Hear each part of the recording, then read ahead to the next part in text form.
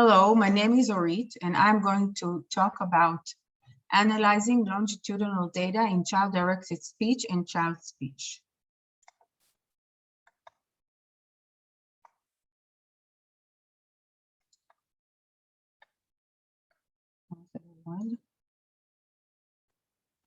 Okay, so we'll begin with the background and aim of the present study. Children approach verb learning in ways that are specific to their native language, given the different typological organization of verb morphology and lexical semantics. Parent-child interaction is the arena where children's socio-cognitive abilities enable them to track predictive relationships between tokens and extract linguistic generalizations from patterns and regularities in the ambient language. Today, we will examine how Hebrew verbs develop as a network system over time in early childhood, looking into the dynamics of input-output relations in the network's increasing complexity, while focusing on the morphological component of Hebrew verbs that you've heard about from Dorit Ravid in a dense corpus of parent-child dyads in natural interaction.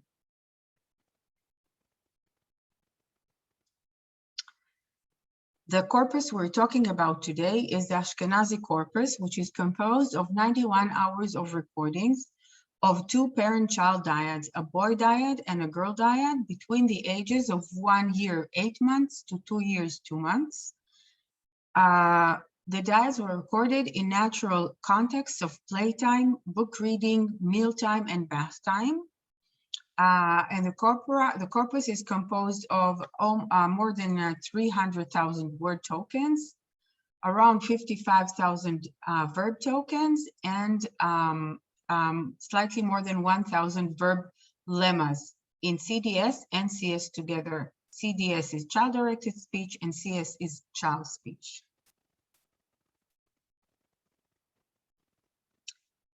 The verb variables we will be analyzing, we have already heard about them from Dorit, but I will repeat them here as well. The root, which is a fundamental consonantal construct of the Hebrew verb, responsible for its core semantic meaning. The binyan temporal pattern and agreement, which is a complementary construct to the root. We have the binyan specific temporal pattern and person, number, gender agreement markers.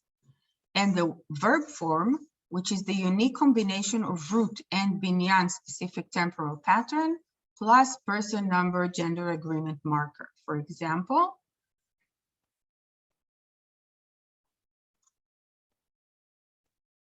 we have the root se, ye, me,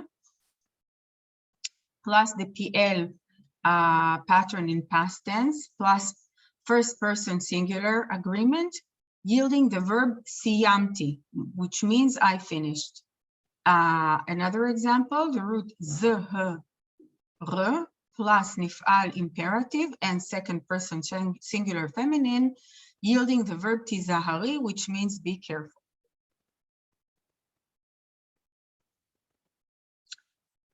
As for the network analysis we conducted here, for each child and parent, we have a list of available roots and inflected patterns, resulting in 4 lists which form the basis of the network analysis, CDS1 and CS1, and CDS2 and CS2. A network of a single day for each participant consists of a subset of the verbs he or she used on a particular recording, creating links that stand for the actual verb word forms that were used in it by participant X. Consider, for example, a token of the root le, me, de, and the inflected pattern PL masculine singular third person past tense. This constitutes one link yielding to the word form limed, which means taught. And the inflected pattern PL masculine singular third person future tense constitutes another link yielding the word form yelamed, will teach.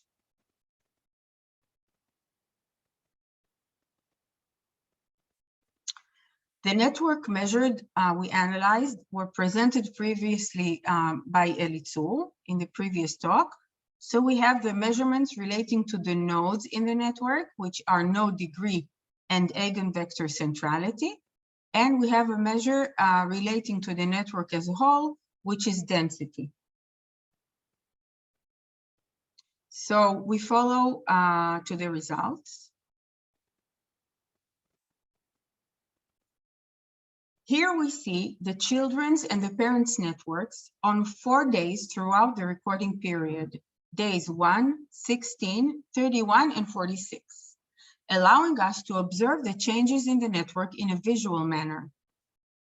We see that children's networks go through much more development than the parents' networks, such that more nodes and more links between nodes are shown with time. That is, in morphological terms, we see growth in number of roots and inflected patterns, and growth in number of verb forms. Growth in number of nodes and links render a more complex network, as can be seen by the complex structure of the children's networks in older ages. Moreover, we see that the structures of the parents' networks remain similar throughout the data points, so it is very complex from the very beginning.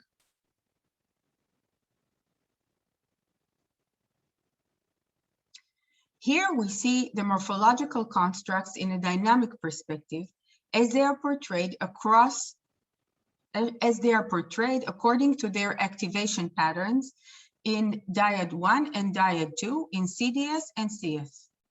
For example, a link between a root and an inflected pattern may appear in recording number 6, i.e. the link is active, absent from recording number 7, it's not active, and reappear in recording number 8. The figure you see here portrays a timeline of inflected pattern activation throughout development in the age range of the current corpus. We can see that children's networks are characterized by what we term punctuated development, such that most of the inflected patterns appear and disappear frequently, looking like the child is busy mastering each construct for a certain while, only to move to another construct. The parents' network, on the other hand, are more coherent and continuous, using the full array of inflected patterns with each construct being used for a longer period of time. Consider, for example, the CS1 data, the data of the boy. We see here node number 47 is PL infinitive. It is active at the first recording and then goes inactive and active again throughout the data. Conversely, node number 121 in the same data is the pattern Kal, future third singular masculine, and it is active in each and every recording.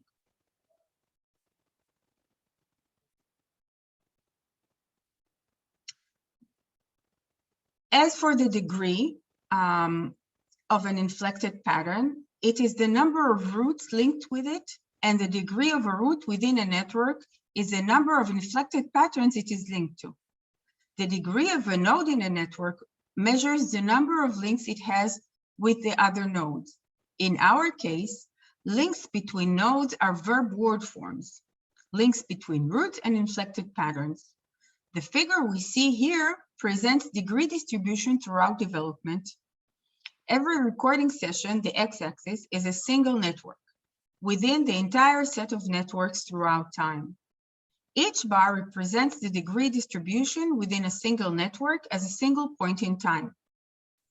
We see here the CDS degree levels are much higher than CS degree levels in both subcorpora, meaning that parents tend to link more roots to more inflected patterns and more inflected patterns to more roots, compared with children's linkage distribution.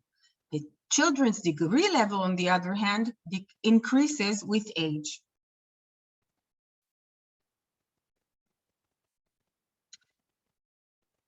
Remember that the eigenvector centrality of a node is a measure of importance. For example, an inflected pattern has high centrality if it is linked to many roots that are linked to other inflected patterns that are linked to other roots in turn. The figure we see here presents centrality distribution by recording day, showing a mirror image of the degree distribution we saw in the previous slide. Centrality levels within CS networks are much higher than CDS networks. That is, there are more central nodes within the children's network than there are within the parents' networks. And trends in centrality changes are less apparent in CDS. The children's network has few highly centralized nodes, creating few hubs through which much of the information in the network flows. In morphological terms, we can think of it as a network with few inflected patterns that are linked to many roots, each of which is linked to another pattern as well. This type of network limits the possibility to link a root to an inflected pattern that is not central in the network, meaning that in a given conversation, it is more probable for a new link to be made between a root and a central inflected pattern than with a less central one. However, if the network has many low centralized nodes, like we see in the parents, with no single or few nodes standing out from the crowd, the probability of making new links is higher.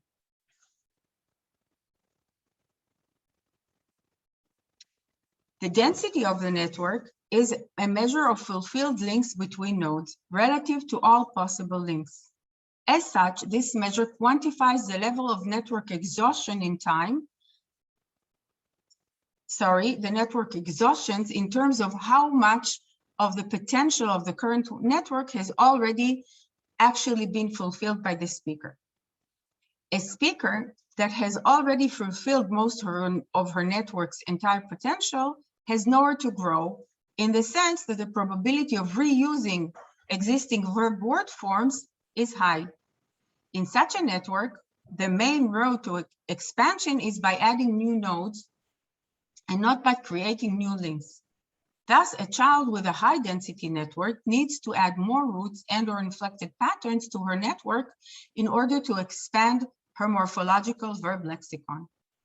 On the other hand, a child with a low density network can expand her network also by linking constructs that were not linked before, creating a variation on verb word forms. The figure we see here depicts the changing density of networks within age for each of the participants. Network density seems to decrease with age for both children, while it seems to remain constant and rather low for the parents throughout development.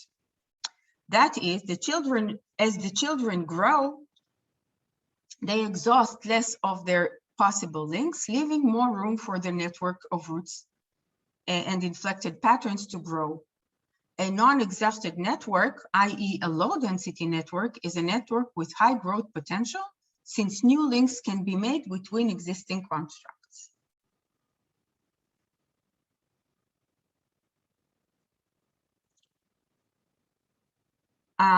In order to model development over time and CDS-CS relations, we fitted linked linear mixed models with the variables of child's age, child's and parents' measures in the same recording and in the previous recording, marked as -1. We present here only the parameters that were significant for both children, leaving individual differences and non-significant parameters out of the present discussion. So for the degree in CS, we see linkage between roots and inflected patterns increase with child's age. Linkage levels in CDS affected linkage in the child's network. Centrality in CS affected degree in CS, and degree level decreases with CS higher network density. In CDS, we see degree levels in parental speech rise in the CDS of child 1 and fall in the CDS of child 2. We see that increasing degree levels in the current network of the CS and in the previous network of CDS predict increase in the degree levels of the CDS. We also see that the centrality of nodes in the current network affect the CDS linkage. More important nodes are predicted to have more links.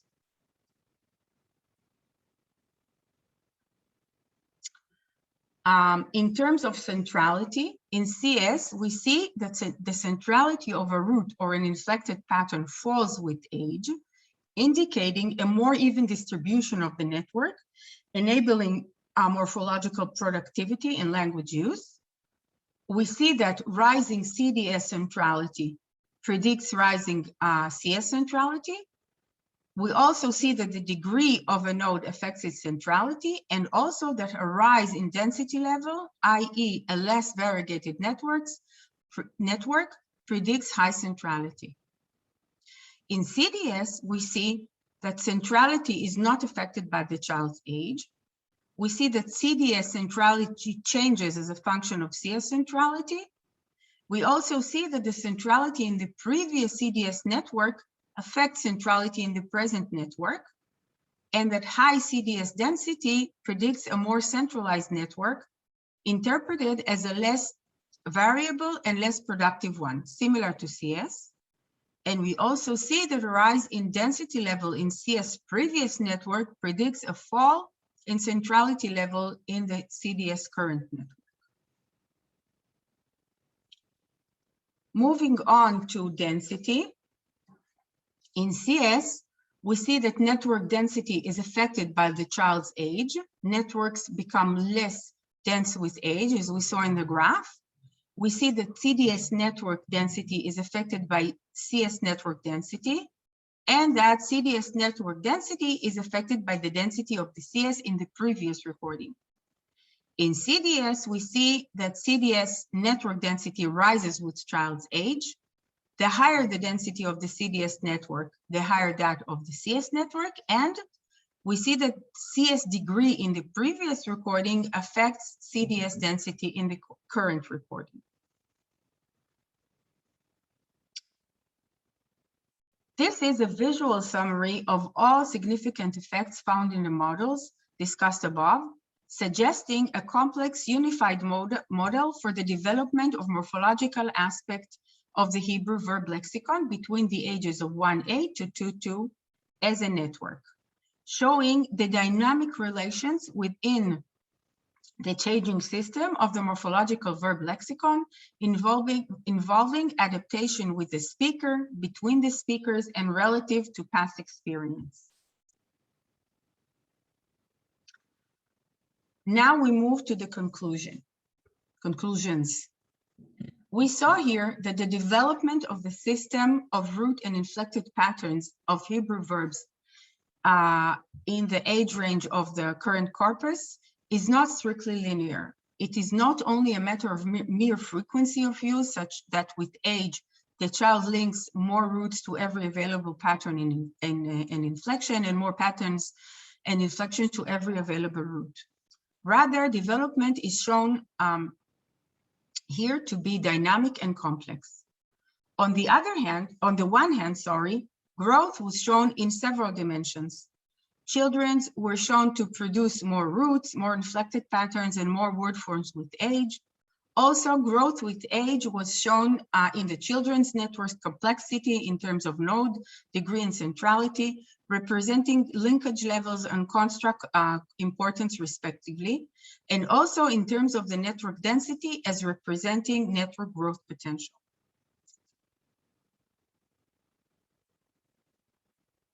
However, the network analyses yielded results beyond mere growth.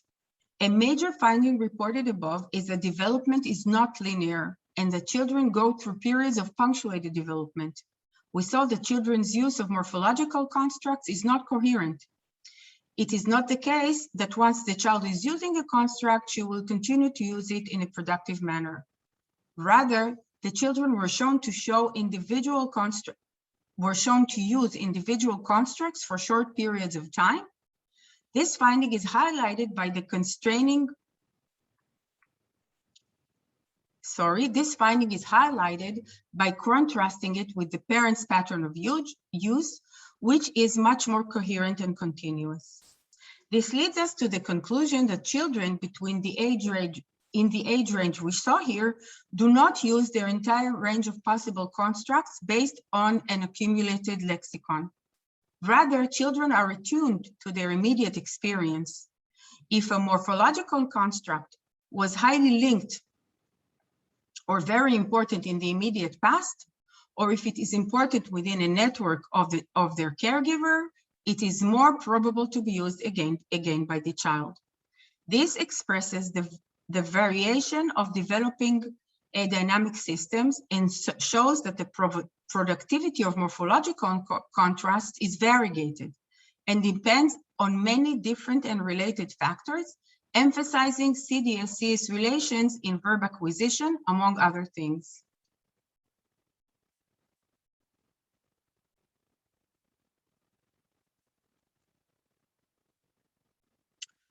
Another facet of dynamic development revealed by the network analysis, and again highlighting CDS-CS relations, concerns the adaptation of the parents to their children's system.